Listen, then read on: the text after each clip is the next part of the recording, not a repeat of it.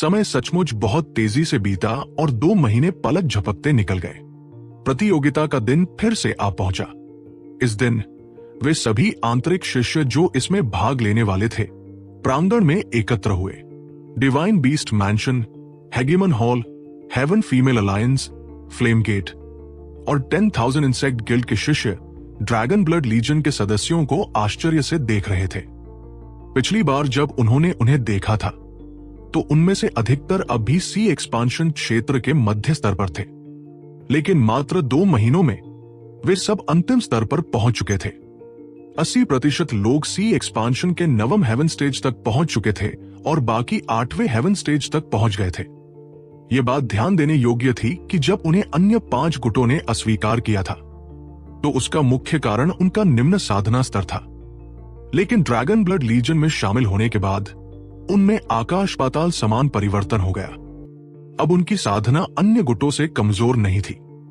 जो अंतर पहले आकाश और पृथ्वी जैसा था वो सिर्फ 4 महीनों में पूरी तरह से मिट गया। ड्रैगन ब्लड लीजन के अग्रभाग में राघव खड़ा था। उसका आभा मंडल विशाल और प्रबल था, मानो सी एक्सपांशन का शिखर हो। दूसरों के लिए यह सचमुच सी एक्सपांशन का शिखर था। वह 10वें हेवन स्टेज तक पहुंच चुका था। उसने heavenly star c merging pills ऐसे खाए जैसे वे टॉफियां हों, लगभग बिना रुके। अंततः उसने अपना साधना स्तर अन्य सेनापतियों के समान कर लिया, लेकिन 3 बार ब्रेकथ्रू करने से उसका आभा मंडल थोड़ा नियंत्रण से बाहर हो गया था।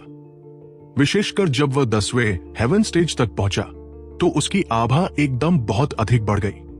असुरा सुत्रा बॉडी आर्ट साधारण साधना तकनीक से अलग थी। इसमें 13 हेवन स्टेजेस थे और जब वह 10वें हेवन स्टेज तक पहुंचा तो उसकी शक्ति उछलकर बढ़ गई। इसके बाद हर प्रहती अत्यंत कठिन होगी, लेकिन शक्ति में बढ़ोतरी आश्चर्यजनक होगी। इसके अलावा जब वह 10वें हेवन स्टेज तक पहुंचा तो उसकी ऊर्जा समुद्र तुरंत विशाल हो गई, मानो एक प्याला टूटकर अपनी सीमा से परे फैल गया हो। उसने ये भी महसूस किया कि जो रहस्यमय ऊर्जा उसकी ऊर्जा समुद्र को सीमित कर रही थी वो भी गायब हो गई थी। अब उसकी ऊर्जा समुद्र 2 गुनी बड़ी हो गई थी और उसके पास पहले से 2 गुना आध्यात्मिक यौवन था। सबसे अद्भुत बात यह थी कि उसकी ऊर्जा समुद्र के बढ़ने से उसके शरीर के बिंदुओं में पोषित स्प्लिट द हेवंस के तीसरे रूप की दिव्य लिपियां ऐसे भर गई जैसे सूखी नदी में वर्षा का पानी भर जाए। बस कल ही वे पूरी तरह संतुष्ट हो चुकी थी और अब और अधिक प्रबल नहीं हो सकती थी। इसका अर्थ था कि अब वह स्प्लिट द हेवंस के तीसरे रूप की वास्तविक शक्ति का प्रयोग कर सकता था। ड्रैगन ब्लड लीजन के सभी लोग बदले बदले लग रहे थे। वे बिल्कुल नए व्यक्तियों जैसे प्रतीत हो रहे थे, जिसने अन्य कई लोगों को ईर्ष्या से भर दिया। राघव द्वारा बाहरी संप्रदाय में औषधीय एलिक्सर बेचकर अंक प्राप्त करने की बात सबको पता थी, लेकिन ईर्ष्या करने से कुछ लाभ नहीं था। सबने देखा था कि ड्रैगन ब्लड लीजन के योद्धाओं ने अपने प्रचुर अंक प्रयोग करके खुद को सुसज्जित किया और उच्च श्रेणी के प्रशिक्षण कक्षों में साधना की। वे लगभग पूरा दिन इन्हीं प्रशिक्षण कक्षों में बिताते थे।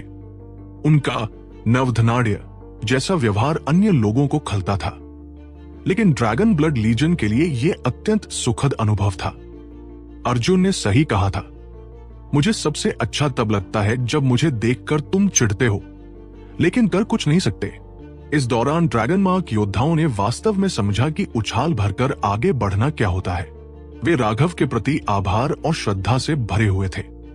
उनके हृदयों में राघव ईश्वर था। मात्र 4 महीनों में उसने उन्हें, जिन्हें सबने कचरा समझा था, उन्हीं प्रतिभाशाली लोगों के बराबर ला खड़ा किया। उनकी शक्ति अभूतपूर्व स्तर तक बढ़ गई थी। उन्होंने अंकों का प्रयोग करके बहुमूल्य वस्तुएं भी खरीदी।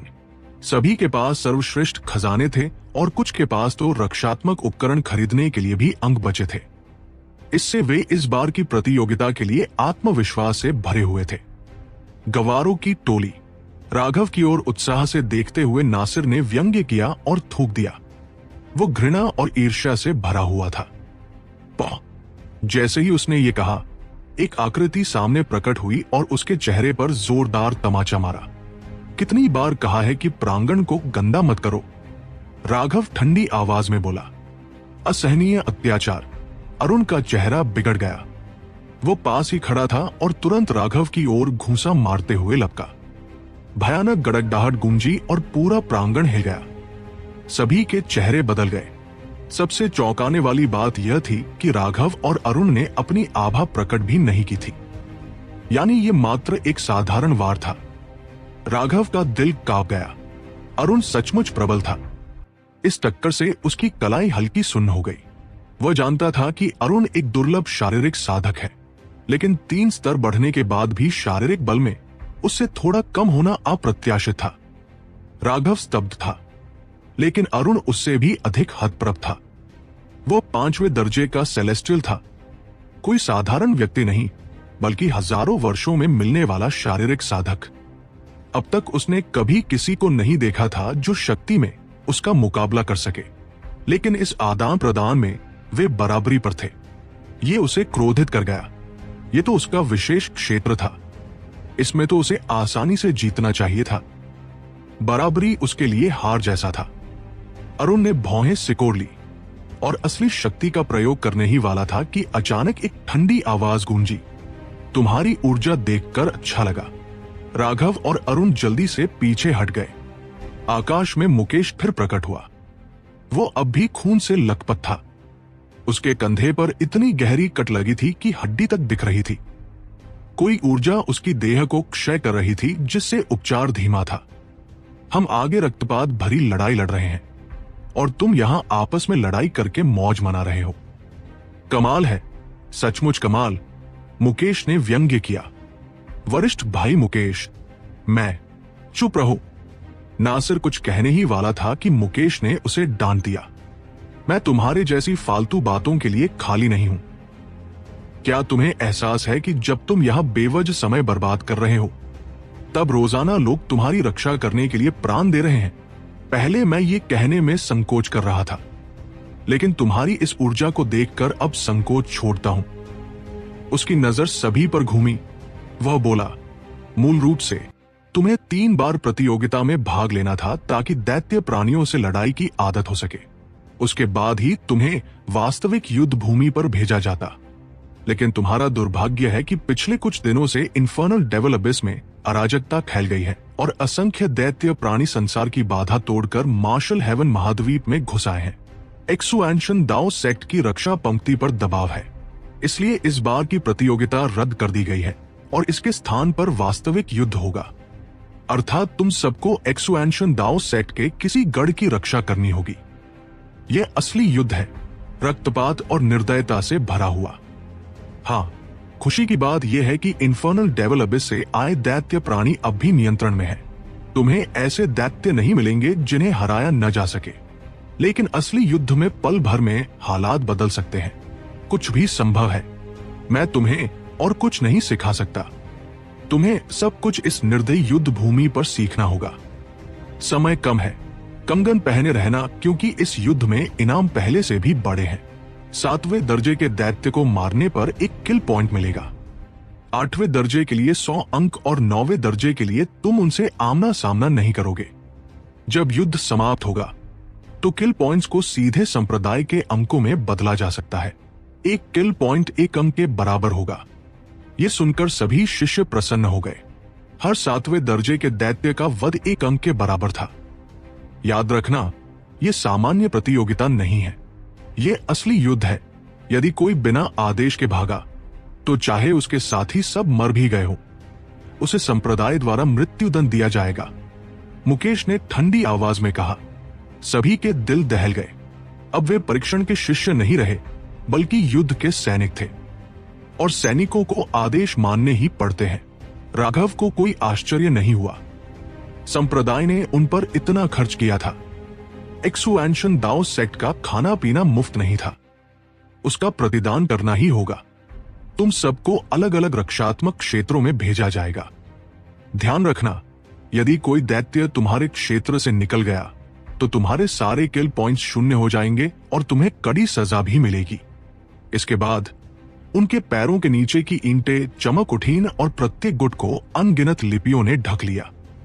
वे लिपियां एक विशाल गोला बनाकर उन्हें घेरे में ले चुकी थी।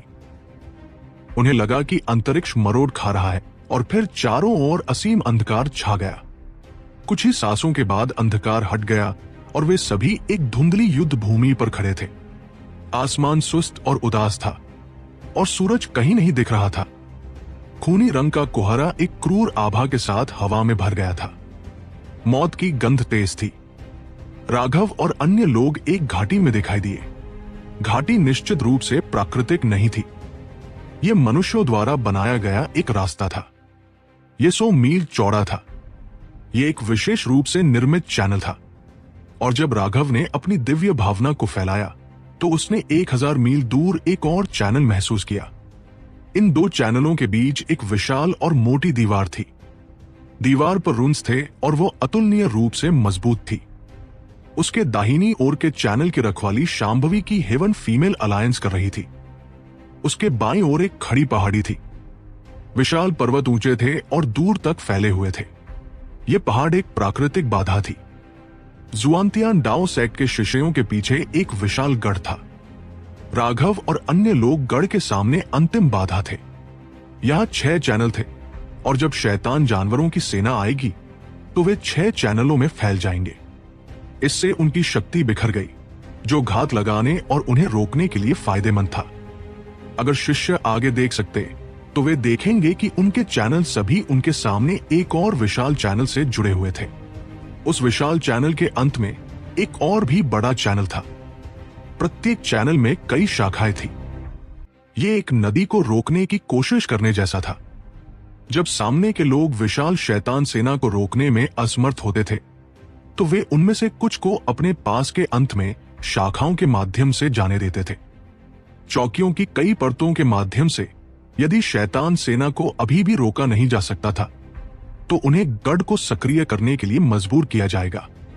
यह गढ़ जुआनतियान डाओ सेक्ट का सबसे मजबूत रक्षात्मक उपाय था। एक बार जब इसे सक्रिय किया गया तो यह अज्ञात था कि यह कितने शैतान जानवरों को मारने में सक्षम होगा। सेक्ट ने इसे बनाने के लिए अत्यधिक जनशक्ति और धन खर्च किया था, लेकिन इस तरह के एक भयानक गढ़ को सक्रिय करने में भी एक भयानक मात्रा में संसाधन खर्च होंगे। जुआनतियान डाओ सेक्ट भी इसका उपयोग करने को तैयार नहीं था जब तक कि उन्हें मजबूर न किया जाए। बस एक बार इसका उपयोग करना उनके मूल के लिए एक गंभीर झटका होगा। ड्रैगन ब्लड योद्धाओं को इस युद्ध क्षेत्र में प्रवेश करने पर ऐसा महसूस हुआ जैसे उनके दिलों पर एक पत्थर दबा हुआ हो।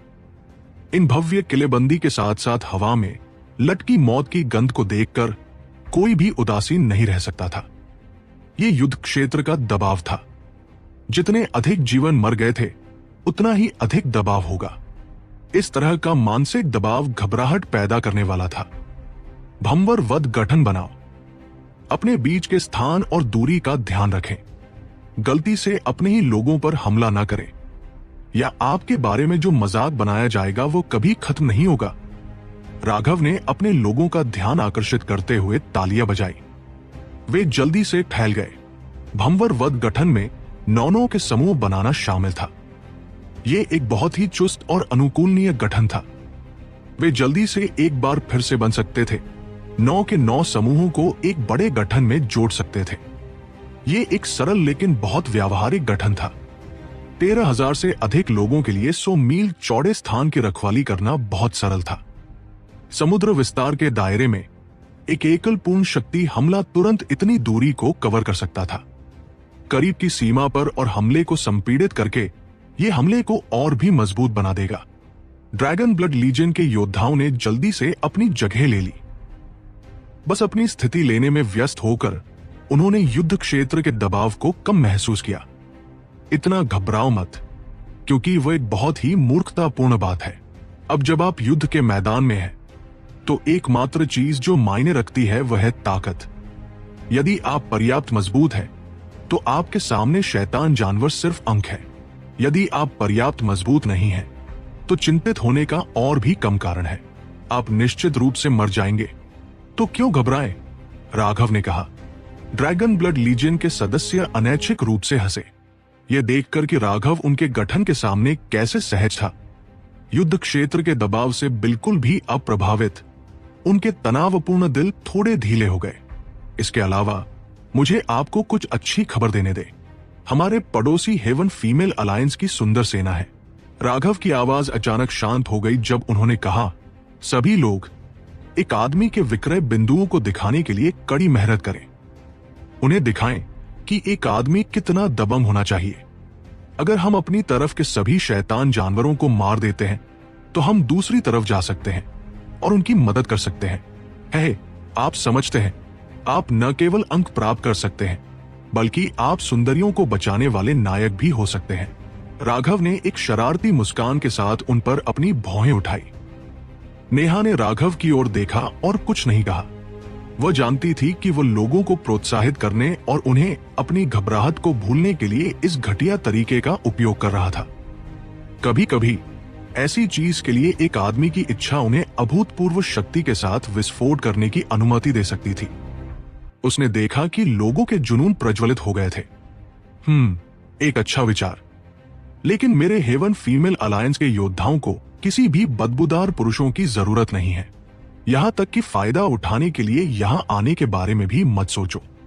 जैसे ही ड्रैगन ब्लड लीजन के पुरुषों ने मुस्कुराना शुरू कर दिया था, शांभवी की बर्फीली आवाज दीवार के दूसरी तरफ से आई।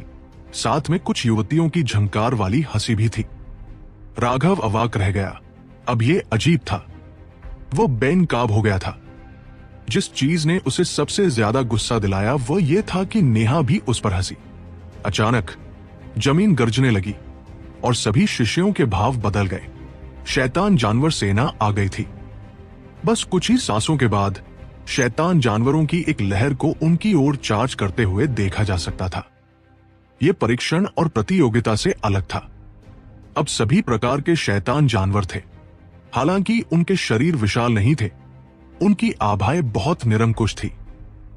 इसके अलावा इनमें से कुछ शैतान जानवर दूसरों की तुलना में मजबूत थे। काले रून्स उनके शरीर को कवर करते थे और वह शक्तिशाली दबाव स्पष्ट रूप से 8वें रैंक के शैतान जानवरों की आभा थी। शैतान जानवरों के लिए 8वां रैंक मानव कृषकों के फाउंडेशन फोर्जिंग दायरे के बराबर था। वे बहुत शक्तिशाली थे। जैसे ही अंतहीन शैतान जानवर तेजी से आए, जमीन लगातार हिलती रही। जैसे जैसे वे करीब आए, लोगों ने देखा कि कुछ शैतान जानवर ऐसे थे जैसे कि वानर जिनके नुकीले दांत उगाए थे, कुछ मानव रूप में मगरमच्छ की तरह थे और कुछ के केवल अंग थे बिना सिर के। ये अज्ञात था कि वे क्या थे। यहां तक कि दर्जनों मील दूर से भी वे सड़ांध और मौत की गंध को उन पर बहते हुए महसूस कर सकते थे। इसमें कोई आश्चर्य नहीं कि इस जगह को इन्फर्नल डेविल एबिस कहा जाता था। ऐसा था जैसे वे नरक से शैतानों का सामना कर रहे थे। भाइयों, काम करने के लिए तैयार हो जाओ। अर्जुन, तुम लोगों को निर्देशित करने के प्रभारी हो। 8वें रैंक के शैतान जानवरों को मारने के लिए लोगों को बाहर बुलाओ जो फिसल जाते हैं। नेहा, मनोज, विनायक और शुभम मेरे पीछे रक्षा की पहली पंक्ति के रूप में चलो। बाकी सब छोटी मछली तुम्हारे लिए छोड़ दी जाएगी। राघव ने एक हाथ हिलाया और एक विशाल ज्वाला अजगर बाहर उड़ गया।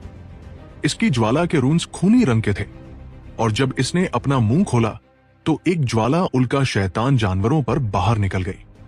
धमाका, ज्वालाएं फट गई, किसी भी शैतान जानवर को निगल गई।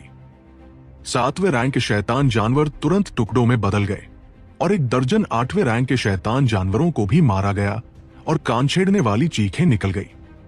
हालांकि वे तुरंत नहीं मरे, वे बुरी तरह से घायल हो गए थे।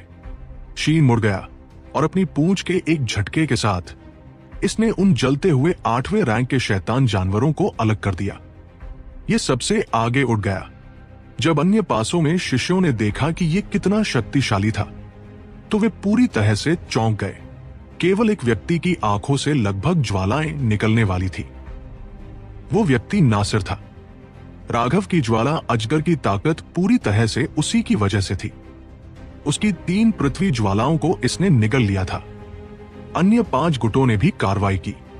शांभवी उड़ते हुए फूलों की पंखुड़ियों से घिरी हुई थी और शैतान जानवर सभी संपर्क पर फट गए। यहां तक कि 8वें रैंक के शैतान जानवर भी विरोध करने में असमर्थ थे। क्या एक भयानक महिला! उन फूलों की पंखुड़ियों में निश्चित रूप से कुछ प्रकार का रहस्य होता है, या वे इतने तेज नहीं हो सकते। राघव इस शक्ति से चौंक गया था।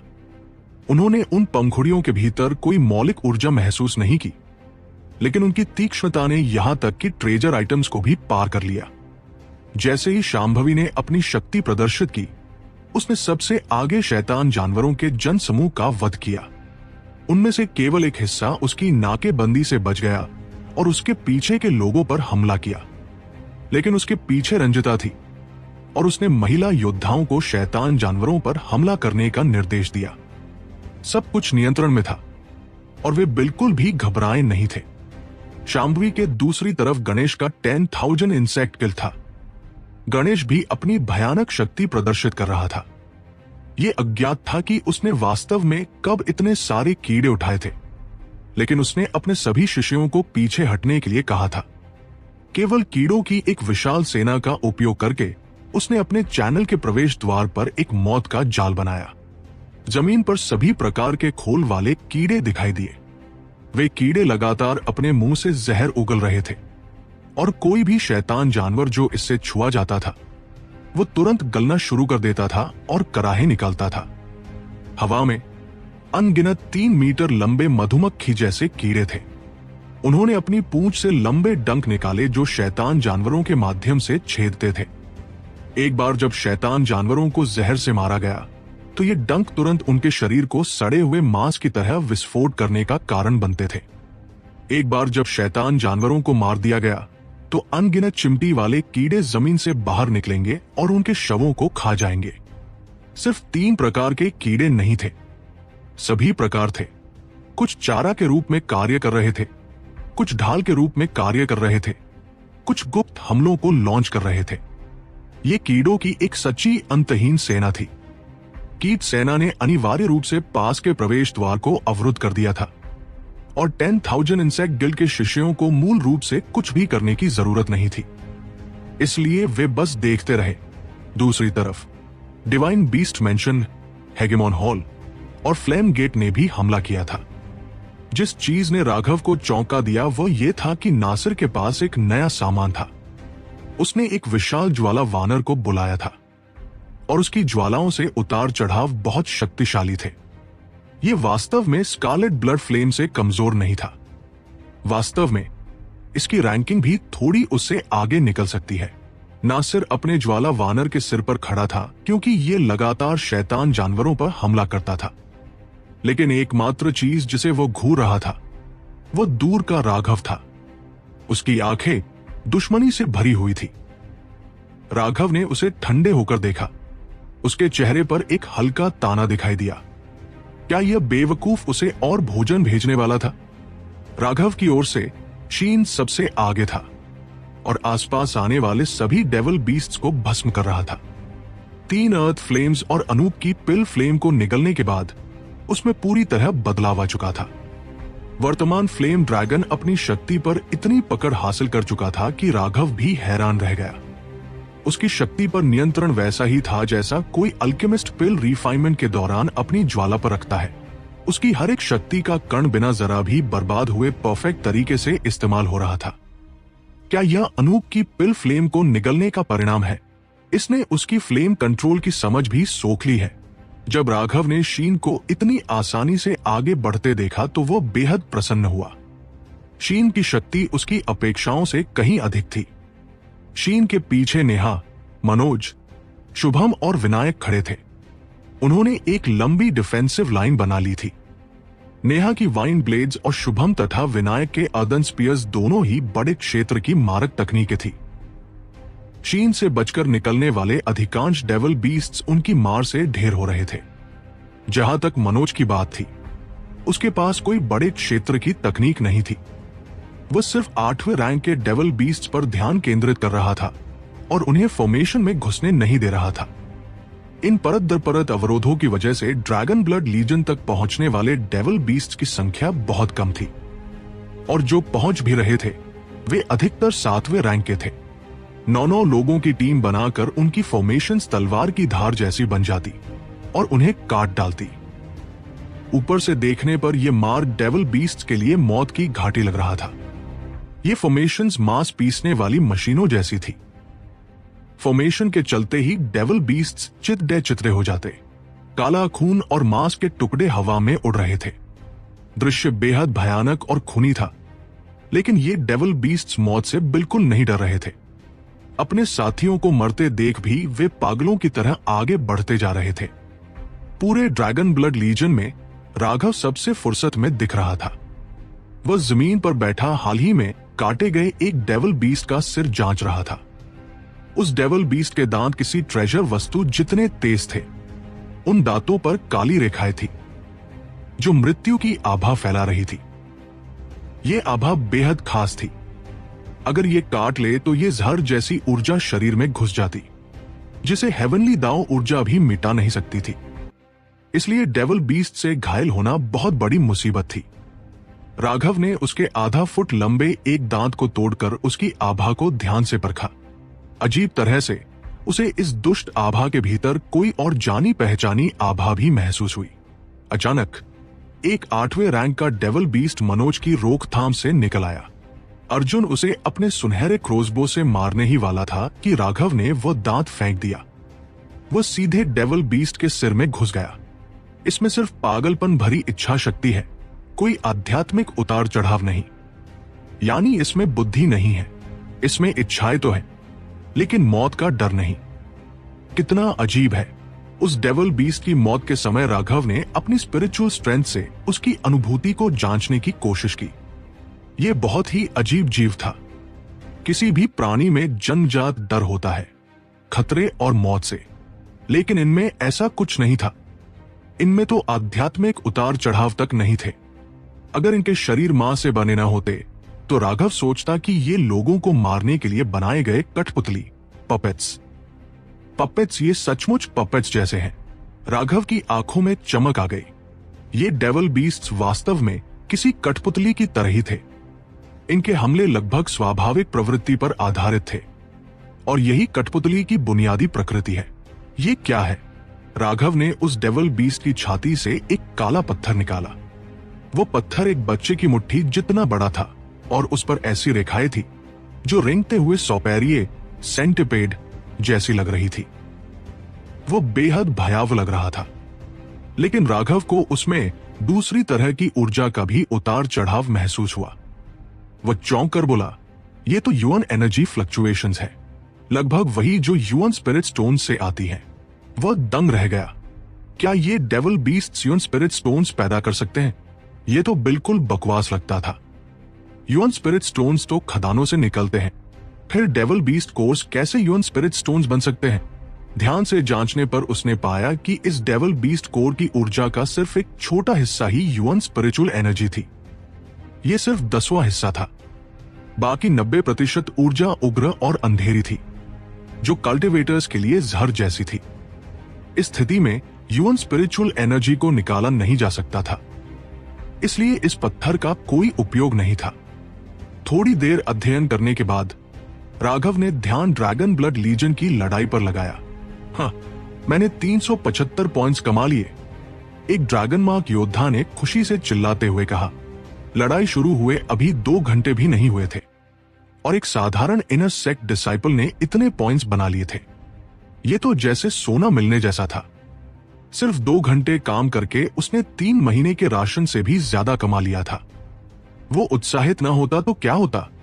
आखिरकार ये पॉइंट्स उसने अपनी शक्ति से कमाए थे। 300 पॉइंट्स में क्या रखा है? मैं पहले ही 500 पर पहुंच चुका हूं। पर क्या मैंने कुछ कहा? एक ड्रैगन ब्लड योद्धा चिल्लाया। क्या तुम्हें लगता है तुम चुप हो? अगर तुम जरा और जोर से बोलो तो शायद ईस्टर्न वेस्टलैंड तक तुम्हारी खुशी की आवाज पहुंच जाए। पास खड़े एक ड्रैगन ब्लड योद्धा ने दहाड़ा। हेड मनोज, आपके कितने हैं?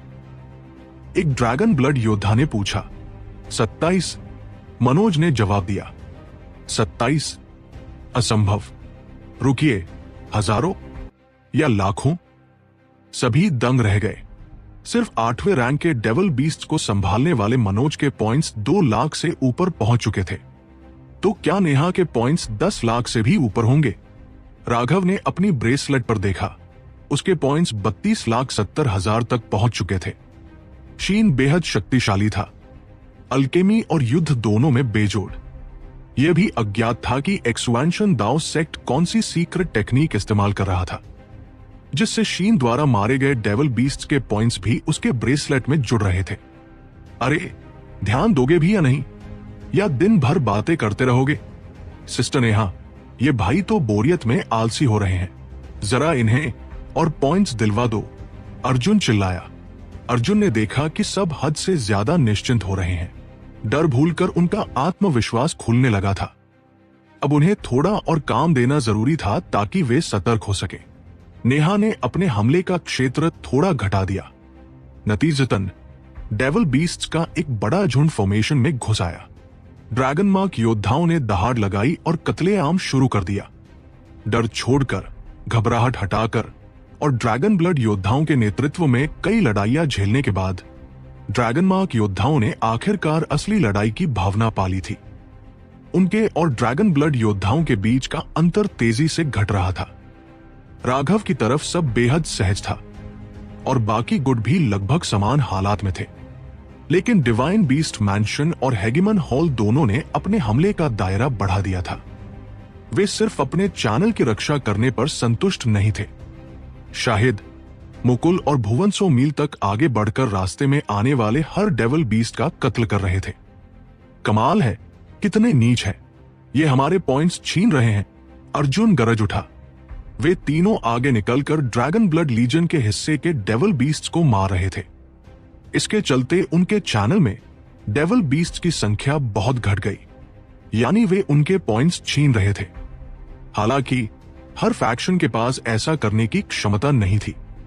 सिर्फ डिवाइन बीस्ट मैंशन और हेगेमन हॉल ही इतने मजबूत थे कि कुछ लोगों को आगे भेजने के बाद भी चैनल की रक्षा कर सकते थे।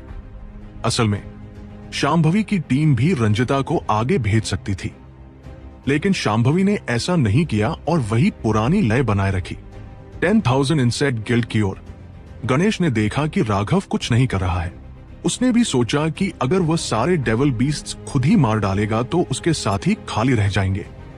इसलिए उसने भी रास्ता खोल दिया ताकि उसके अनुयायी भी लड़ाई में हिस्सा ले सके। बॉस, क्या हमें भी आगे जाना चाहिए? अर्जुन ने खींचकर पूछा। क्या तुम्हें लगता है मैं भी उतना ही मूर्ख हूं जितने वे हैं? अगर मुकेश तक को इतनी बुरी तरह हराया गया तो क्या तुम्हें लगता है ये मिशन इतना आसान होगा? कोई भी बेवकूफ समझ सकता है कि ये तो बस हमें अभ्यास कराने का समय है। जल्द ही और भी शक्तिशाली डेविल बीस्ट हमारी ओर छोड़ दिए जाएंगे। अगर वे मूर्ख बनना चाहते हैं तो बनने दो, देखते हैं कितनी देर तक ऐसा कर पाते हैं, राघव ने कहा। जैसा उसने अनुमान लगाया था, कुछ ही देर बाद सबको गड़बड़ लगने लगी। डेविल बीस्ट्स की कुल संख्या तो वही रही, लेकिन 8वें रैंक वाले डेविल बीस्ट्स की संख्या बढ़ रही थी। शुरुआत में 2000 में से सिर्फ एक 8वें रैंक का डेविल बीस्ट आता था, लेकिन अब हर 1000 में एक आ रहा था, यानी उनकी संख्या दोगुनी हो गई थी। जैसे ही ऐसा हुआ, डिवाइन बीस्ट मैंशन और हेगेमन हॉल की स्थिति बिगड़ गई। देवदत्त की रोक से कई 8वें रैंक के डेविल बीस्ट्स निकलकर पीछे पहुंचे और भारी हाहाकार मचा दिया। हालांकि उन्हें अंततः काबू कर लिया गया, लेकिन दर्जनों डिसाइपल्स उनकी मार से मारे गए। देवदत्त और अरुण ने तुरंत उन तीनों को वापस बुला लिया। घबराहट में उनकी फॉर्मेशंस अस्थिर हो गई और 100 से अधिक लोग मर गए। उनके चेहरे हरे पड़ गए, मानो किसी ने तमाचा मार दिया हो। ये तो वही हुआ, चिड़िया पकड़ने निकले थे और दाना भी गवा बैठे। कुछ पॉइंट्स के लिए उन्होंने इतने डिसाइपल्स खो दिए। ये बिल्कुल भी लाभदायक नहीं रहा। इसके विपरीत बाकी गुटों की रोकथाम अब भी स्थिर बनी हुई थी। हालांकि 8वें रैंक वाले डेविल बीस्ट्स की संख्या बढ़ रही थी, लेकिन फॉर्मेशंस अस्थिर नहीं हुई और किसी की जान नहीं गई, जबकि देवदत्त और अरुण शर्मिंदा महसूस कर रहे थे। धीरे धीरे 8वें रैंक वाले डेविल बीस्ट्स और भी अधिक आने लगे। ड्रैगन ब्लड लीजन की फॉर्मेशंस फिर बदली। ड्रैगन मार्क योद्धा पीछे हो गए और ड्रैगन ब्लड योद्धा आगे आ गए। अब वे भी 8वें रैंक वाले डेविल बीस्ट्स का सफाया करने लगे। वे कभी कभी जानबूझकर एक 8वें रैंक का डेविल बीस्ट भी निकलने देते ताकि ड्रैगन मार्क योद्धा उनसे लड़ने का अनुभव ले सके, लेकिन वे हमेशा पहले चेतावनी देते ताकि सब तैयार रहें। धीरे धीरे ड्रैगन मार्क योद्धा भी इन 8वें रैंक वाले डेविल बीस्ट से डरना छोड़ बैठे और उन्हें मारने लगे। 2 घंटे और बीतने पर 8वें रैंक वाले डेविल बीस्ट की संख्या फिर बढ़ी। अब हर 500 में एक 8वें रैंक का डेविल बीस्ट आने लगा। बाकी गुटों के लिए अब हालात मुश्किल होने लगे, हताहत बढ़ने लगे और लड़ाई उतनी आसान नहीं रही। अब उन्हें समझ आया कि ये कोई साधारण परीक्षा नहीं बल्कि असली युद्ध भूमि है। लेकिन राघव अब भी कुछ नहीं कर रहा था। वो हवा में खड़ा ड्रैगन ब्लड लीजन को देख रहा था। उसके लिए तो असली लड़ाई अब शुरू हुई थी। यही असली समय था ड्रैगन ब्लड लीजन को मजबूत बनाने का। अचानक दूर से एक गुस्से भरी दहाड़ गूंजी और भयावह दबाव नीचे उतरा, जिससे सबके चेहरे बदल गए। 30 मीटर लंबा एक शैतान जानवर था जिसका सिर बैल जैसा और शरीर चूहे जैसा था। यह बारीक नसों के पैटर्न से ढका हुआ था और इसकी पीठ से एक लंबी पूंछ निकल रही थी। उसकी दहाड़ से आसमान हिल गया और एक भयानक दबाव उन पर आ गया, जिससे हर किसी के रोंगटे खड़े हो गए। 9वें रैंक का शैतान जानवर, यह निश्चित रूप से एक 9वें रैंक का शैतान जानवर है। क्या उन्होंने नहीं कहा था कि 9वें रैंक का कोई भी शैतान जानवर नहीं आएगा? हर कोई डर के मारे पीला पड़ गया। वो एक किंग के बराबर का अस्तित्व था। जैसे ही 9वें रैंक का शैतान जानवर तेजी से आया, इसने अपने रास्ते में किसी भी 7वें और 8वें रैंक के शैतान जानवरों को हटा दिया। जैसे ही वह चला, जमीन कांप उठी। राघव का चेहरा गंभीर था। वो ड्रैगन ब्लड लीजन के सामने उठ गया।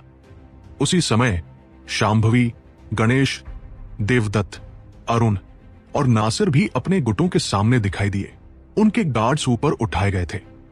केवल 9वें रैंक का शैतान जानवर था, लेकिन 6 चैनल थे, इसलिए उनके पास आने की एक छठी संभावना थी। यह किस्मत पर निर्भर करेगा। प्रत्येक चैनल समान रूप से बड़ा था और चौड़ा होने से पहले प्रवेश द्वार पर पतला था। 9वें रैंक का शैतान जानवर एक बार में केवल एक ही नीचे जा पाएगा। हर कोई घबराया हुआ था। वह एक 9वें रैंक का शैतान जानवर था। अगर यह किसी भी गुट में घुस गया तो निश्चित रूप से भारी हताहत होंगे। यह तेजी से आगे बढ़ा, व्यावहारिक रूप से एक ही पल में सैकड़ों मील को पार कर गया। जैसे ही यह तेजी से आया, नेहा और अन्य लोगों के भाव बदल गए। वो 9वें रैंक का शैतान जानवर सीधे ड्रैगन ब्लड लीजन के चैनल के लिए चार्ज कर रहा था। एक बार जब उन्होंने देखा कि यह किस दिशा में जा रहा है, तो अन्य गुटों ने राहत की सांस ली। डिवाइन बीस्ट मेंशन, हेगेमॉन हॉल और फ्लेम गेट के लोगों के चेहरे पर मुस्कान थी, जो उनके दुर्भाग्य में खुशी मना रहे थे। राघव, मुझे इसे संभालने दो। नेहा की आभा बढ़ने लगी क्योंकि उसके चारों ओर हवा के ब्लेड घूमने लगे। आपकी शक्ति के साथ इसे संभालना कोई समस्या नहीं होनी चाहिए, लेकिन आपको कुछ समय चाहिए। मुझे ये करने दो, यह मनोबल बढ़ाने के लिए अच्छा होगा, राघव ने कहा। क्या आपको मदद चाहिए? जैसे ही राघव हमला करने वाला था, अप्रत्याशित रूप से पड़ोसी शांभवी ने अपनी सहायता की पेशकश की। धन्यवाद। जब मैं चीजों को संभाल नहीं पाऊंगा तो मैं निश्चित रूप से आपकी मदद मांगूंगा, राघव मुस्कुराया और मना कर दिया। उसके पीछे के पंख फड़फड़ाए और वो एक बिजली के बोल्ट की तरह 9वें रैंक के शैतान जानवर पर बाहर निकल गया। सभी ड्रैगन ब्लड लीजन के सदस्यों के दिल कस गए। वह एक भयानक 9वें रैंक का शैतान जानवर था। राघव के अविश्वसनीय रूप से शक्तिशाली होने के बावजूद वे अभी भी चिंतित थे। भन भनाहट। तेजी से आते हुए 9वें रैंक के शैतान जानवर ने राघव को देखा और उसके शरीर पर अनगिनत काली रेखाएं जल गई। इसने अपना मुंह खोला। राघव पर एक काली किरण को गोली मार दी। गड़गड़ाहट राघव के चारों ओर गूंज उठी और वह अचानक काली किरण को चकमा देते हुए एक तरफ हो गया। किरण चैनल की दीवार के खिलाफ टकरा गई और दुनिया में बहुत ज्यादा कंपन हुआ। काफी लोग उसकी शक्ति से हवा में फेंक दिए गए। हालांकि दीवार ठीक थी। इसके बजाय ये पास के शैतान जानवर थे जो उस हमले से उड़ गए थे। इसने हर किसी की सिर की खाल को सुन्न कर दिया। यह वास्तव में एक किंग के बराबर एक 9वें रैंक का शैतान जानवर होने के योग्य था। यह हमला उनमें से किसी को भी तुरंत मारने के लिए पर्याप्त था। राघव आगे बढ़ते हुए चकमा देता रहा। 9वें रैंक के शैतान जानवर को उस पर निशाना लगाने का कोई मौका नहीं दिया। जैसे ही उन्होंने लाइटनिंग बॉडी ब्लिंक को अपने चरम पर धकेला, बस कुछ ही फ्लैश में वो उसके सामने दिखाई दिया। 9वें रैंक के शैतान जानवर ने एक विशाल पंजा बाहर भेजा। जैसे ही राघव ने इसे चकमा दिया, एक लंबी पूंछ अचानक उसकी ओर कोड़े की तरह आई। राघव हवा में उछल गया, बस मुश्किल से इससे बच रहा था। पूंछ पर हल्के से पैर रखते हुए वो उसकी पीठ पर पलट गया। उसकी छोटी छलांगे बहुत सफाई से और कुशलता से की गई, जिससे लोग आश्चर्यचकित हो गए। भयानक 9वें रैंक के शैतान जानवर के हमलों को राघव द्वारा सिर्फ एक बाल के चौड़ाई से चकमा दिया गया था। यह अविश्वसनीय रूप से खतरनाक था, लेकिन उस खतरे के बावजूद राघव का चेहरा अभी भी उदासीन था। ऐसा था जैसे वह जानबूझकर 9वें रैंक के शैतान जानवर के साथ एक रोमांचक शो करने के लिए सहयोग कर रहा था।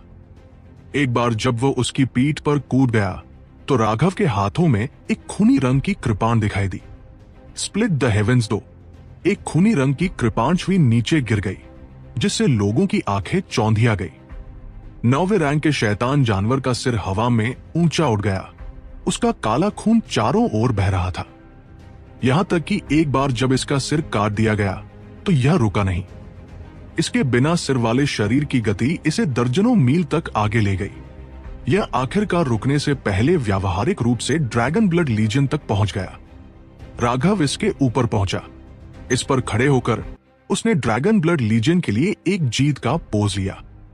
बस इस क्षण में एक बड़ा सिर आकाश से गिर गया और लाश के ठीक सामने उतरा, जैसे कि ये जानबूझकर वहां उतरने की कोशिश कर रहा हो।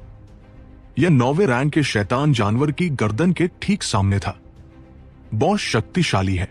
एक पल की घातक चुप्पी के बाद ड्रैगन ब्लड लीजन जोरदार जयकार में फट गया। एक 9वें रैंक के शैतान जानवर को समुद्र विस्तार के दायरे में किसी के द्वारा एक ही झटके से मार दिया गया था। ऐसा कौन और करने में सक्षम था? अगर राघव ने इसे मारने के लिए अपनी पूरी शक्ति का उपयोग किया होता तो वह एक बात होती, लेकिन राघव ने अपनी आभा भी जारी नहीं की थी। यह बस उसकी कृपाण का एक एकल आसान वार था। ऐसा था जैसे उसने एक भयानक 9वें रैंक के शैतान जानवर को नहीं, बल्कि एक खरगोश को मार डाला था। यह इतना सरल, इतना आसान था। इसने सभी को चौंका दिया। नेहा ने राघव को पूजा पूर्वक देखा। उसे सबसे ज्यादा पसंद था जब राघव ने अपना दबंग पक्ष प्रदर्शित किया। यहां तक कि शांभवी की आंखें भी चमक उठीं। राघव का हमला बस इतना ही आश्चर्यजनक था।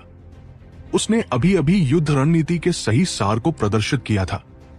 सबसे कम कीमत का उपयोग करके सबसे बड़ा रिटर्न प्राप्त किया था। सच में, जैसे ही राघव ने 9वें रैंक के शैतान जानवर को देखा था, उसने अपने शरीर के निर्माण से निर्धारित किया था कि यह एक शक्ति प्रकार का अस्तित्व था। इसकी चपलता बहुत कमजोर थी, तो जबकि वह इसकी ओर तेजी से आ रहा था, वो हर समय शक्ति जमा कर रहा था, सब कुछ एक ही झटके में इसे मारने का अवसर बनाने के लिए। अगर यह पर्याप्त प्रभावी था तो बस एक हमला पर्याप्त था। यह हमला सरल लग रहा था, लेकिन वास्तविकता में यह राघव की सच्ची युद्ध शक्तियों का एक प्रदर्शन था। इसमें तेज दृष्टि, सटीक निर्णय, शक्ति पर महान नियंत्रण और सबसे महत्वपूर्ण बात, पूर्ण आत्मविश्वास की आवश्यकता थी। अगर यह हमला इसे मारने में कामयाब नहीं हुआ होता तो 9वें रैंक का शैतान जानवर ड्रैगन ब्लड लीजन के माध्यम से चार्ज कर गया होता। यही कारण भी था कि इस एक त्रुटिहीन हमले ने लोगों को और भी ज्यादा उत्साहित और भावुक महसूस कराया। 9वें रैंक के शैतान जानवर उतने डरावने नहीं हैं जितना आप सोचते हैं। एक लड़ाई के दौरान सबसे महत्वपूर्ण चीज आपके अवलोकन कौशल है। जब तक आप अपने प्रतिद्वंदी की घातक कमजोरी को पकड़ सकते हैं, वे आपके कटाई के लिए इंतजार कर रहे गोभी की तरह हैं।